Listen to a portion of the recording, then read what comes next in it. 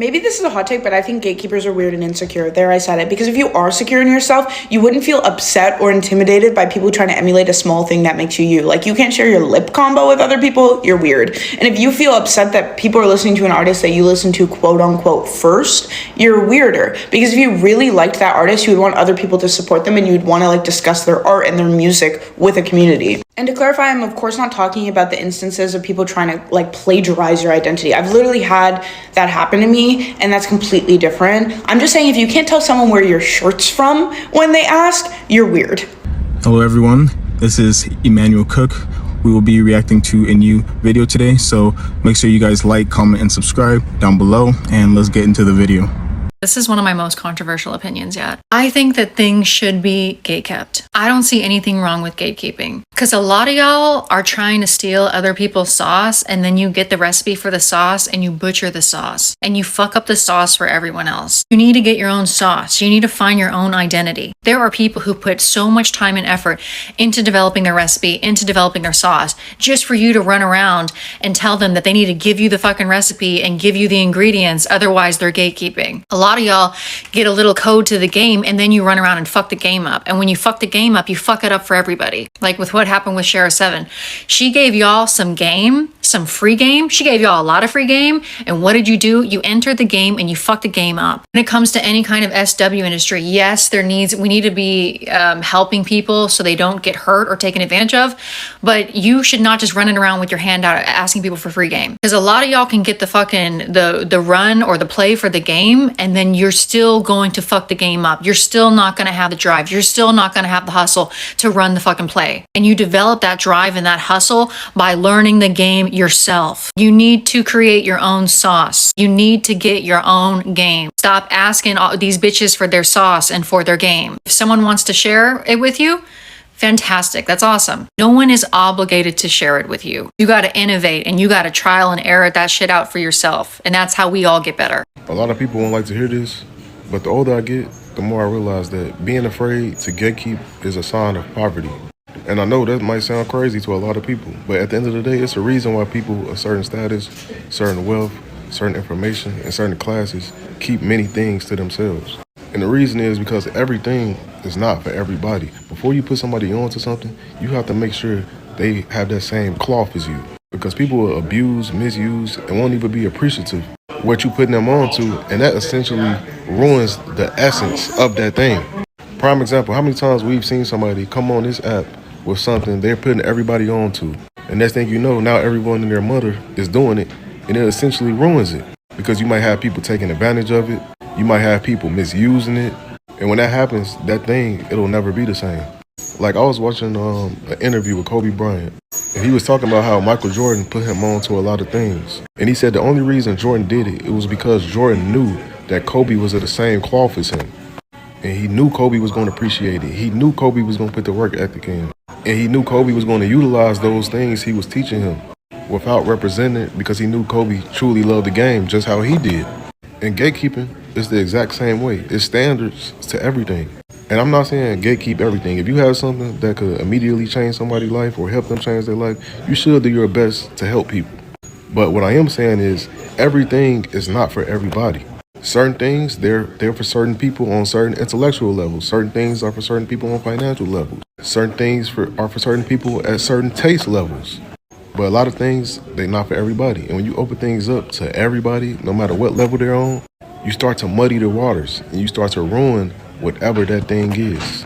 I don't care if it's a bar, a lounge, a restaurant, a cologne, a perfume, a social club, a book. It doesn't matter what it is. Certain things are only meant to be kept between certain people. And when you're in poverty, just because you're down bad, you have this innate need. You feel like it's a noble thing to try to help and see everybody doing good. But that's not your responsibility. Nor is it necessary, because each person has to be on their own journey. You can't force somebody to be anything intellectual, financially, on any level. You can't force anybody to be anything. In certain social levels, they understand that dynamic, which is why they aren't afraid or scared to gatekeep. Many like yourself are wondering, what does gatekeeping a marriage even mean? So this is my opinion, but setting those boundaries, not sharing everything with family, friends, even online, not inviting outside opinions into every disagreement. If possible, save it for a marriage counselor, therapist. They are unbiased. They can provide you with tools and resources to help you out in your relationship. Keeping things sacred in your relationship and knowing that privacy is different from secrecy. Bottom line is, not everyone has good intentions for your relationship, and not everyone knows how to mind their business. Even when you and your significant other are literally minding your business, you're just living life, doing what you have to do for you guys, for your immediate family, your kids. Some people just can't help themselves, unfortunately. So I hope this helps. There's a whole lot more that I can add on to this, but I wanted to once again keep it short and sweet. All right, guys, when it comes to relationships, I really think that you have to gatekeep your relationship. If your relationship is really good and there is peace, there's love, there is all of the things that is needed for a great relationship, you have to gatekeep that thing. A lot of the people around you can be enemies of progress. If they are not happy, a lot of the times they will project that negativity, that unhappiness onto you, and you really have to say, you know what? This specific thing in my personal relationship, I have to keep it sacred. I have to keep things private. If we have a fight, we do not just spread the whole information out there. If we can fix it alone, let us fix it alone. Do not really involve your family like that. If it is a huge issue like that, then okay, but try to keep things private as much as possible and just enjoy each other's company. Because most people in relationships are unhappy. A lot of people who are single are unhappy because they want relationships. And the people that are in relationships are not as happy with their partner as they were alone, right? But a lot of years have passed and they got complacent in that relationship and they got used to each other and stuff like that. I fear gatekeeping has gone too far. It has gone too far. I could maybe understand gatekeeping a shirt, like you feel like you have unique style and it's hard to find unique pieces and you don't want everyone wearing the same thing. Maybe. I still wouldn't gatekeep it, but maybe some people do. Or gatekeeping a stylist, that's really good because you're worried their books could get all booked up and they may change their pricing. Maybe. Could understand there. That's actually happened to me before, so maybe I would understand. But I just saw someone get on here and say that she wanted to gatekeep her pastor. For a virtual church, mind you. So we're not talking like, oh, then it's going to get busy and you won't be able to find a parking spot. No, this is a virtual church. She's like, yeah, I wanted to gatekeep him, but he's really good. What? We're gatekeeping the word now? The word needs to be gatekept? I'm confused. Y'all want to know what I never understood and still don't understand? That is gatekeeping. Like, why do y'all gatekeep so hard? And the reason I don't understand that is because, like, if somebody asks me, like, where I got something, I'm not only going to tell them where I got it, I'm going to tell them when I got it, how much it was, and if it's still on sale, and what stores, like, actual locations I've seen it in their size. Why y'all petty? Like, it's so interesting to me. I don't know why I'm like this. I don't know if it's because I'm the eldest sister of 4. That's always my excuse for everything. Actually, 5. I have 5. I have 4 sisters. Yeah, my bad. But I don't know if that's the reason, because I'm a girl's girl or whatever. But it's just weird to me when y'all just be like ignoring.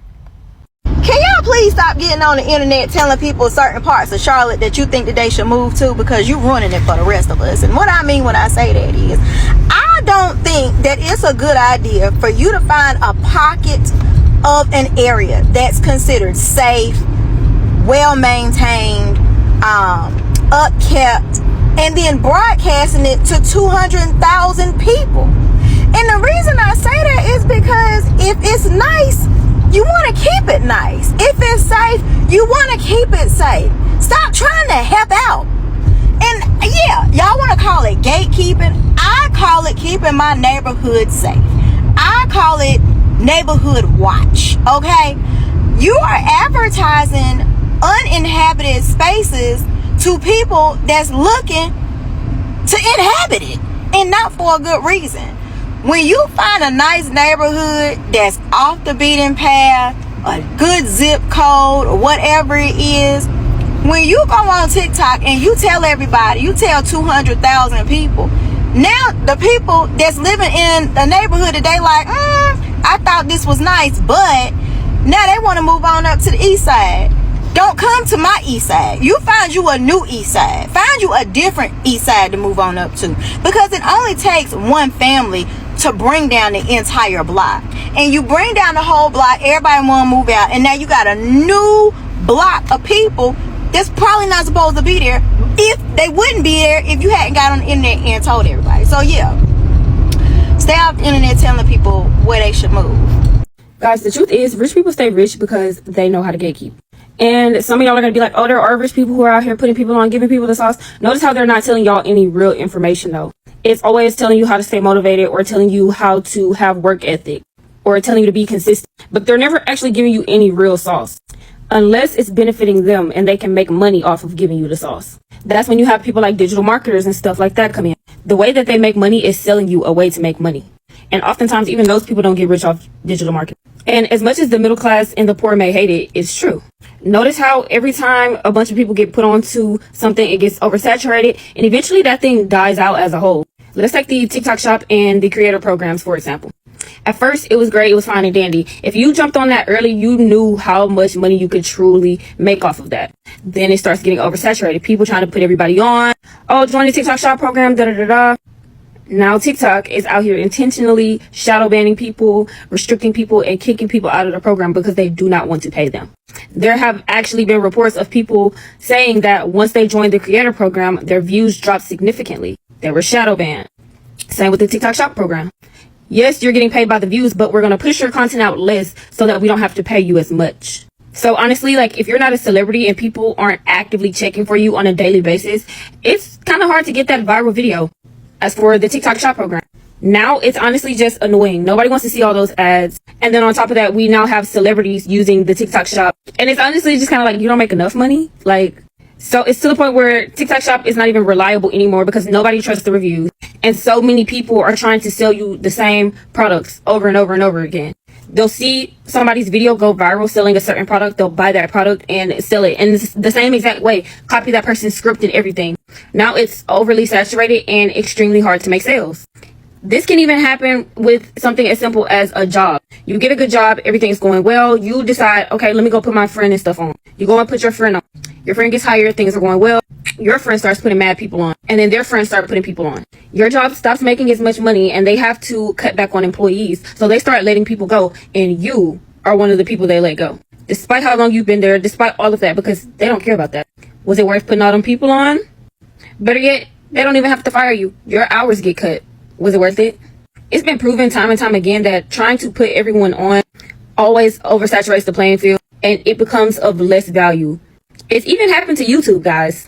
Guys, the main reason why rich people gatekeep a lot of the things in their personal communities, in their spaces and things like that is because you have to earn a spot at their table. That means you have to put in work before, make good choices before, and then you get access to spaces like that. That's really the only way. And so a lot of rich people will wait for you to get to that certain place in life where you have put in the work, you have made the right choices for your life, you have been patient, you have played the long game, and then after that, then you meet more and more people who give you more and more access just because you have put in the work. Put in the work first, guys, and you'll have access to these things. And people will tell you things and help you along your way. But a lot of people, they want information and access without putting in the work first. It does not work like that. You have to be qualified to have access. A quick reminder, please remember to like, comment, and subscribe down below, and let's continue the video. A video just popped up on my For You page where a woman was asking if happily married women are gatekeeping their happiness. As a happily married woman, the answer is absolutely yes. And I'll tell you why. A lot of times when we try to say things like we have a good husband, we have a husband that doesn't cheat, we have a good man, there's always going to be someone saying, oh, enjoy it for now. It's not going to last. There's always someone that's going to try and come rain on your parade. And that gets old pretty quick. I personally like to share things to encourage other women because there is so much negativity, especially on social media, a lot of man hating. I like to share my perspective because it's like, girl, not all men are like this. Not all men are crazy. Not all men are cheaters. But when you try to share, it's like people don't want to hear the happy. They don't want to hear the positive. They want to hear all the negatives. Yes, happily married women, a lot of times we're out there. We might not be very vocal because people always are so negative. And think about why it's so easy to always believe the negative versus the positive. Like, we could have 10 women come out and say all men are cheaters, and everybody's like, yeah, I agree with that. 100 women come out and say, I have a good man, I know he's not cheating. And people are like, are you sure? Are you sure about that? How do you know that? So I guess my point is, like, just because you might not see a lot of happily married women sharing about their relationships, that does not mean that they don't exist. Most of the time, we decide not to talk about our relationships or share anything about our relationships because we're just tired of the negativity. It's like we have to convince people that we're happy, and it's like, why bother? Why just be happy in obscurity? This might be a shocker, but like, when you purchase something, whether you know it or not, there are probably thousands of other people that have purchased that exact same thing, okay? I'm sorry to bust that bubble for you. So with that being said, this get your own vibe is actually pretty delusional, because what makes you think this person is going to buy this and use it the exact same way you did? Like, everybody has their own sense of style, their own idea of what they find to be nice. And like, what makes you think just because they bought the same product, they want to do the exact same thing as you? Like, ma'am, please. This ain't law, but I think you guys be gatekeeping because you don't want somebody to do it better than you or get more attention for something than you. And I just want to let y'all know that is very delusional. Good night. I'm not even gonna lie, I feel like I'm gonna start selling the truth like it's a digital course. And here's what I mean by that. What I'm starting to realize is the wealthy, now I see why the rich and the wealthy tends to gatekeep. But most times I feel like a lot of these people, before they even get to the top, they're typically sharing information. I'm just realizing a lot of the times people breathe negativity into that. You see what I'm saying? Like, imagine the person that you're hating on is the person that got the keys, the cheat code to the next level. You see what I'm saying? And on top of that too, if you're a person that maybe you haven't developed the boundaries to understand not everything you can share to people or the world, because some people, you know, they take advantage of the truth. You know what I mean? So sometimes you might be saying something, and while you're being attacked, you understand that your information is still valid. But there are people that will literally breathe negativity into that'll disrupt the process of what you're meant to achieve or whatever's meant to happen. But anyway, I know my purpose, and I'm still going to do what needs to be done. But it's also realizing I'm not giving information away for free just to be abused for sharing it so openly. You know what I mean? And if I'm supposed to share information, I'm going to do just that. I'm just realizing that I need different boundaries. So also, I kind of wanted to share this with any, you know, entrepreneurs or any women that have been, you know, found themselves, you know, on a path where you're supposed to be at service to the public and the people, you know. So just keep that in mind. I do also suspect that there's going to be more needs for gated communities. So maybe it's not gatekeeping anymore, but it's going to be more gated communities online. And we do see the rise of that on other platforms, you know what I mean? And more apps where people are coming together to kind of like create their own bubble, so that way they can access information without the negativity of others, right? So yeah, what are your thoughts on this? Let me know. Comment below. I already know this is going to be a deeply unpopular take, but I'm going to say it anyway. Gatekeeping clothing is not real. In 2024, there's no way to gatekeep anything from anybody. You are just lazy and entitled, and you don't want to put in a little bit of sweat equity to find the item that you want. Google Lens. Especially, most of us buy from mass market brands anyway, so unless it's like a super vintage dead stock item, which most of the time it's not, based on these comments y'all be leaving, you can find that. You don't have to write deets on the top. You don't have to be fake angry when the person never answers, because Google is your friend, quite literally. You will be fine. Just put in a little work. There's two groups of people I want to talk to right now. Now y'all know John Cannon is anti-gatekeeping. So I'm about to take the lid off, show you all the inside, and then we'll talk. Then we can talk amongst each other later. The TikTok shop people and the people who promote these peptides and have affiliate links. I'm both of them people. Let me tell everybody something. First of all, the TikTok shop shit, you could easily make 10K a month extra on top of your content money. Easily. I'm talking, you could easily do that shit, right? The peptides. I thought people thought peptides was like some, ooh, I don't want to try peptide, because that's how I was. I was super against it. It took me getting a real injury to go, man, give me the fucking peptides. I need to fix these knees. And it fixed my knees, and I was like, oh, I'm in there. So I started using peptides. Then I got an affiliate code, and I made a few videos about it. It's not the bodybuilders, it's not the athletes. So many regular people, especially the 30 and up crowd, have been using peptides. And I think it's been like a socioeconomic thing. The people with grown up money been using peptides. If you're 30 or above, it would behoove you to look into peptides. I'm not here to convince you. Enough people are using that code. Let me tell y'all niggas something. You motherfuckers with the peptide affiliate links, why y'all ain't tell nobody how much money I was making? This is my second one. I just got my first payout. And y'all been doing this shit for years. That's interesting. They not living above their means, y'all. They buying these cars cash. That house that bodybuilder nigga got, yeah, bro, he probably just purchased it. Here. Probably went to the bank, got a bag of cash. He probably just purchased it. Don't feel weird about ordering them peptides, because it's the regular people ordering them peptides. See, I thought I was special. I did my little research. I said, damn, there's barely any side effects, especially to the popular shit. Like, especially if you know what you're doing. And the benefits, oh my God. I'm not the only person doing that research. Why do I think I'm special? The amount of orders, and there's no such thing as a small order. That's why I always say, like, if you got grown up money, check out peptides. The smallest order somebody gonna put through is 1 vial of retatrutide, a bacteriostatic water, and some needles. That give me like $20. Thousands of people are ordering this shit a month. And BPC. BPC is a big one. Other ones like niche peptides that people already know about. I just help John out, use this code to order my shit that I've been ordering. The people with the bread, the people who be quiet with it, why are y'all gatekeeping? Just tell people, yeah, I fuck with the peptides. TNF himself said if he didn't compete in whatever, he'd be on the peptides. There's so many peptides for so many things. There's peptides for inflammation, better sleep, hair, skin, and nails.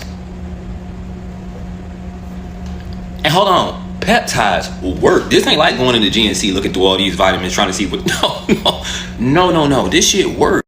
I'm gonna be honest, I be gatekeeping my personality. I feel like everybody don't deserve this vibe. Everybody ain't worthy of this vibe. Like, my sense of humor is out of this world. Like, people actually pay for a sense of humor like this. Like, I'm really up there. Like, the way that I move, like my pure intentions, like my pure heart. Everybody don't deserve that, bro. Everybody don't deserve that. Everybody, like, can look at things from different perspectives. My brain, it's like a total different perspective. Like, I'm telling you, if you was to bring something to me, I could give you a whole different perspective of anything that you've ever heard. And I feel like, personally, if I don't know you, you don't deserve that. You feel me? Like, I will literally put a think piece on your ass and you'll be like, damn, I never thought of that like that. Yeah, but for real, I just don't think that people deserve. I think for everybody, everybody should start gatekeeping their personality. Everybody don't deserve what you have to offer in the world. You feel me? You gotta wait till I get comfortable with you. You gotta wait till I trust you. You gotta wait until I know that you're a good person too. I'm not gonna give you my goodness and you ain't gave me your goodness yet. I agree with this lady right here. If you know that you are an amazing person, that you go above and beyond for other people, that you try to help people where you can, and that you really improve people's lives and bring a lot of value to other people, gatekeep your personality. That right there is rare, especially these days in this cold world where people just come and get what they can and then leave. If you have that personality where you're very unique in that sense, you are a dime a dozen. I'm telling you right now, you are very unique. If you have a pure heart, you have good intentions for other people, I'm telling you, guard your personality. Guard it, because people in this life, most people, they have not worked on themselves and really put in the work to actually become unique. And so they stay stagnant like that, and they don't really improve their behavior, their character, how they show up for other people in their lives. And if you have put in the work, now you're actually unique. Now you actually have one great character, great personality, and you have amazing vibes. When people are around you, they have a great time, you have good energy, and you're a very likable person. That is very rare these days, and yeah, you have to guard yourself. What I don't think you're ready to hear is that most wealthy people aren't gatekeeping because they want to keep this information away from you. They're gatekeeping because you're not ready to hear this information. And they have no interest in having a useless conversation with someone who's going to fight with them whether or not the information is a scam or true. I cannot tell you how many times I've watched a broke person try to convince a wealthy person that their viewpoint on money is wrong and it's not how it works. The dumbest person in the room is the one who's always convinced they know all the answers. And the smartest person in the room is always the one that's the most curious. A woman posted a video and she was asking like where all of the women in happy relationships are, where all of the happy women in marriages are, and if we are gatekeeping our husbands and gatekeeping our relationships. And the answer at this point is like, yes. I did not used to, right? Like if you've been following me for a long time, you'll know this used to be a relationship account. Like this used to be me and my husband. It was just an account about us. But like after some time, it gets exhausting. And I don't mean it gets exhausting between the two of us. I mean, it gets exhausting between other people's comments. No matter what we did for each other, no matter how well we loved each other, there were always negative comments. And it's exhausting. He could be doing one of the most like hardest things in the world for me, and somebody would say that's bare minimum. I could be loving him in the way that he is asking to be loved, and people would say that I am not doing enough for him. I mean, you cannot win on this app. After years and years of that, I just got tired. I got tired of dealing with negative comments, and I don't want to anymore. And I can only block with so many people before I lose my mind. So instead, I just switched to book content more. And like, yes, I still have my husband around, and when he fits into like the theme of the video, I'll still have him around. But like in general, yeah, I'm gatekeeping my relationship. I'm gatekeeping my husband now. People nowadays, y'all don't got not even the slightest sense of individuality. Y'all don't have y'all just don't give a fuck. Like, you will copy somebody's outfit word for word, bar for bar. I'm talking you getting the same earrings, the same necklace, the same nose piercings, the same socks, the same shoes. Like, you're not gonna put your little spin on it. Pinterest is killing my people. Like, Pinterest is really doing y'all in, because y'all will go on Pinterest, screenshot the entire outfit and be like, I want it exactly like this. When I go on Pinterest, I'd be like, okay, this is the vibe I'm going for. Like, this is this picture, this is the vibe. And then I'll try to match that. What's a copy? Imagine how it feels to be the person that's getting copied. A lot of people could be like, oh, you're influential now. Find your own shit. Find your own fucking wave to ride, because, bitch, get off mine. You don't know how long it took for me to build this shit. And another thing too, let me tell you, swag can't be copied. You might be able to copy a picture, a pose, a fit, but swag, catch me in real fucking life. Let's talk about swag. You could tell when somebody cosplaying. A lot of y'all be cosplaying, and we could tell. I will never feel bad about gatekeeping. I don't care. Because copycats do exist. It's more than being influenced by someone. It's different than being inspired. It's somebody watching you, literally your every move, but never supporting you and passing your ideas and your likeness off as their own. Like, that shit need to be talked about. And then people will try to make you feel bad for keeping things private. Like, no. If you've never experienced that, you'll never understand. My people, I think it is time for us to start gatekeeping again. I say this because a few weeks ago, me, my fiance, and one of my best friends, we went to a music festival here in Iowa called Hinterland. And we were talking to a group of girls, and they were telling me that they had an issue with this girl who was probably in high school, maybe like 13, 14 years old. The group of girls that we were talking to, they were older, all in college, and this girl, like I said, she was in high school. And either the little girl bumped into them, or she was just not used to being around that many people. And she's talking to the group of girls from college, and she asks them how old they are. And they're like, oh, we're in college, 20, 21, 22, 23, the college age. And this little girl, mind you, we're in Iowa, so this little girl calls them unk. He's not even using it right. So when I say we need to start gatekeeping our slang, all of these things that we've been saying to each other for there's absolutely no reason somebody who isn't an unk needs to be called unk, and there's honestly no reason that little girl should have known what that was. We need to start gatekeeping 2025, my people. Let's keep these words to ourselves, because people they're misusing them, and it's just not right. Why do happily married couples, happily married women gatekeep their marriage? Hey y'all, it's me, her husband. All right, so I was actually just talking to Ayana, and we were talking about so much of the focus on the phrase or the word of gatekeeping, and the amount of people that we were seeing like in the comments, basically kind of trying to add or attach some type of negative association to gatekeeping. And it made me think, I was like, man, it's crazy, because there's nothing wrong with it. I mean, you have a house and you might put I got the American dream. We got the picket fence around my house. What you got a fence up for? It's to protect what's on the inside. And as I was talking to her, I remember it in a very familiar movie, Black Panther. And if you remember in Black Panther, when they were going back home to Wakanda, you were going through Africa, you're seeing this luxurious, this vast landscape, and all of a sudden you see them going to a mountain and they literally fly through it because it was a hologram. Now, what was that hologram? It was a gate. They were gatekeeping their civilization, their home, their place that they called safety, their haven, or they're ultimately gatekeeping Wakanda. Why? Because they had resources that they knew that everybody wanted. So, and with us, with Ayana and myself, when we first got together, we saw how important it was for us to establish our foundation, for us to get to a place of not only recognizing and knowing we're building something. And in us building what we're building, we can't let everybody in while we're building. Because when we started to do that prematurely, of course, people had things to say. It just is what it is.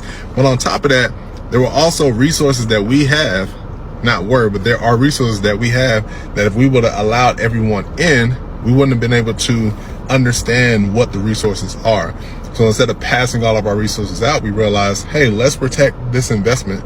Let's protect the time. Let's protect the safety of what we're creating and build. And now, where we are now, 15 years later, we also understand, hey, there's some stuff that it doesn't involve everybody else. That's her and I. So even when it comes to the stuff we do share highlights. We do share moments of, or glimpses of our relationship. And on top of that, we of course share advice, counsel, all of the above, because we love love. But more than anything, what we want to do, especially as Ayana and myself, we see our relationship as proof. It's evidence of when God brings people together and you trust God, you make him the center and the focus of what you're doing rather than what anybody else has to say. Anybody else tries to identify your relationship to be, and you base it on him, it's going to be successful. That's it, point blank, period. So again, 15 years later, I can say we made the right decision, and we'll continue to make the right decision as we continue to protect what it is that we call our very own Wakanda. So that's my TED Talk. Guys, a very wise man once said, can two people walk together unless they agree?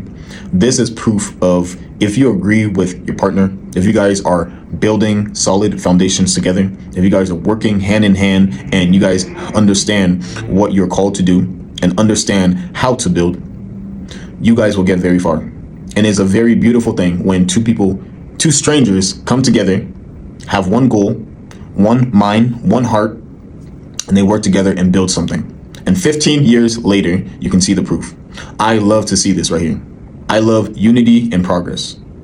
Guys, if you have a relationship like this, hold on to it, grow it, work on it, because that is a very unique thing. Most people in relationships have very little that they actually agree on. But if you and your partner have a great relationship where you guys agree on most things and you guys have one mind, one heart, that is very unique. You need to protect it.